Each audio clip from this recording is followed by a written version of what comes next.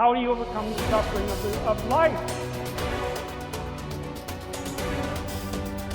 How do you overcome the suffering of life? Be a better person. That's how you do it. Well, that's hard. It takes responsibility. And I think, if you said to someone, you want to have a meaningful life? Everything you do matters. That's the definition of a meaningful life. But everything you do matters. You're going to have to carry that with you.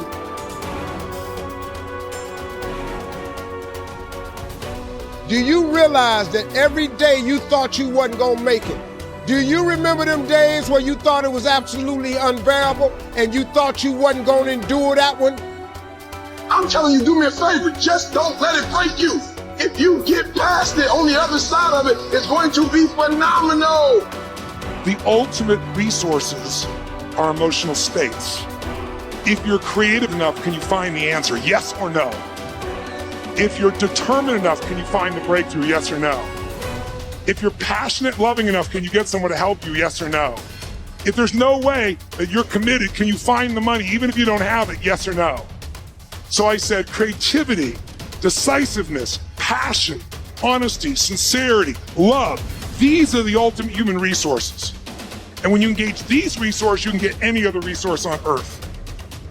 So if you don't put the work in today, if you don't do the unending, back-breaking work of developing yourself into something greater, the world is going to pass you by. The people that are going to own it are going to be the ones that did that work. And the one promise that I can make you right now is that somebody out there is outworking. Somebody right now is doing the things that I'm saying. Somebody right now is doing the work of failing and getting up and getting better and pushing themselves and triggering that glorious adaptation response that makes humans the apex predator. Someone right now, they're putting in that work. And if you don't, the future is going to belong to them. So when you stop outsourcing your happiness, your validation, your support, all of it, and you bring it back in, and you get responsible for it, when you're responsible, when you're the driver of your life, when you're not looking out to anybody else to fix it for you, you're the one that has to do the work. You're the one who has to push your own ass. You're the one who has to figure out what makes you happy. You're the one who has to figure out and become self-aware about what you need. And then you're the one that has to find whatever it is, the courage or being humble enough to ask for help.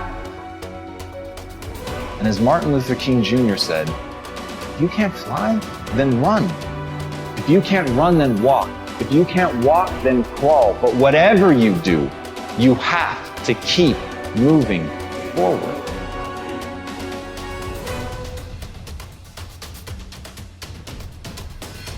Anybody that you feel very strongly about, have some negative feelings about, let's look at some good reasons to forgive them. Number one, you must try and see what has happened or see things from that other person's point of view. Let's look at it from their point of view. That's one area. That's number one. Then number two, holding a grudge hurts you. Doesn't hurt them. So just for good health and peace of mind, let it go. Any feeling of resentment or anger or hatred is called, to me, the load of bitterness within. Every thought that we entertain produces a chemical in our brain that impacts the body's immune system. And besides, this person you're hating, they probably are not even aware of it. If someplace having a good time, don't even know you're really hating them. You've turned up the steam, gone from dislike to hate, intense hate. And here you are killing yourself, making yourself vulnerable to various types of illnesses, putting yourself in bad health. And I say that person is not worth your sacrificing your health or 1 minute of peace of mind. 1 minute of anger robs you of 60 seconds of happiness. So decide it doesn't matter. Let it go and experience the dignity and the magnanimous sense of character of being big enough to move on and get on with your life. Letting it go so you can grow Next step. Lack of self-acceptance. How does it show up? How does it manifest itself? See, all of us have greatness within us. But when you don't come to grips with your greatness and you don't work to develop it, if you're not seeking it out, if you're not finding where it is, if you're not trying to locate it, if you're not experimenting with your life to try and find out what fits for you, I'm saying that you're positioning yourself to be a miserable person, an unfulfilled person. How else do we do it? Procrastination. We just put things off over and over and over again. Why? Because we haven't accepted it. We don't feel deserving. We don't feel that we're good enough. So we sabotage ourselves by not ever taking care of business. We get real busy doing a lot of things where we don't have any time. Well, I'll never forget Og Mandino in the book called University of Success. He said many of us never ever discover our greatness because we become sidetracked by secondary activity. We start doing so many things, we just give our time away until we don't have any time for ourselves or any time to do the things that we want to do. And every time you put it off and move it back, oh, I'll do it one day. Oh, yeah, I'm going to get to it. I'm saying to you that one day you look around and there goes a year, there goes 2 years, there goes 3 years. So if there's something you want to do it now. Do it right now. Don't put it off. Start right now where you are. There'll never be a perfect, ideal time. Whatever you have going for you right now, that's enough. Work on that idea. Work on it, work on it, work on it. Decide, commit, act, succeed, repeat. The one thing that all the greats have in common is they sweat the small stuff. They pay very, very close attention to every detail. Michael used to sweat the details so much in his basketball game that it carried on into his personal life. The suit had to match the car he was driving that particular day. But what those details allowed him to do was to put him in the zone to be the best basketball player on that given night. The dark side is something that's in everybody, but it's a situation that you have to control the dark side. If it controls you, that's when things start to go real, real bad. That's when you have a tendency to go to what I call the other side. But if you harness the fuel that's from that dark side, whether it's anger, whether it's fear, and turn that into positive fuel, it'll help you really succeed at whatever you're trying to do. Empowerment is authority. It is a signed permission slip to actually seize the day.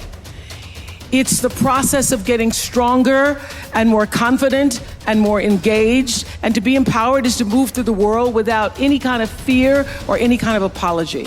And with these gifts comes an even deeper privilege, I believe, and that is the ability to take charge of your own life, to own yourself and claim your rights. And here's what I know for sure, that to whom much is given, much is expected. And I have been given so much. I've earned it. I've been blessed with it, but I've been given a lot. And that's why I've chosen to use my life to lift other people up. What do you really want?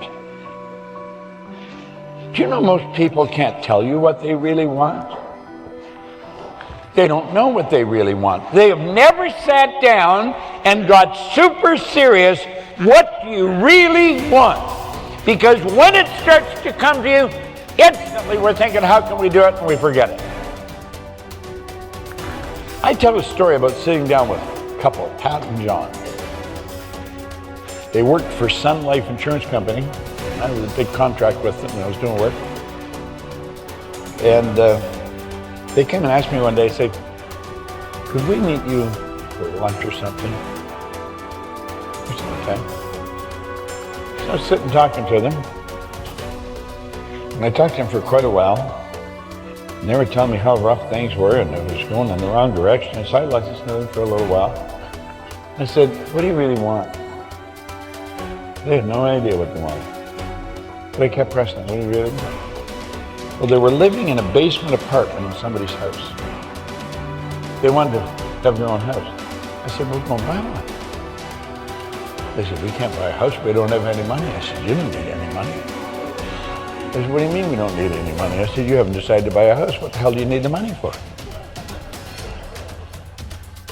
Now that is so light you could easily pass that over.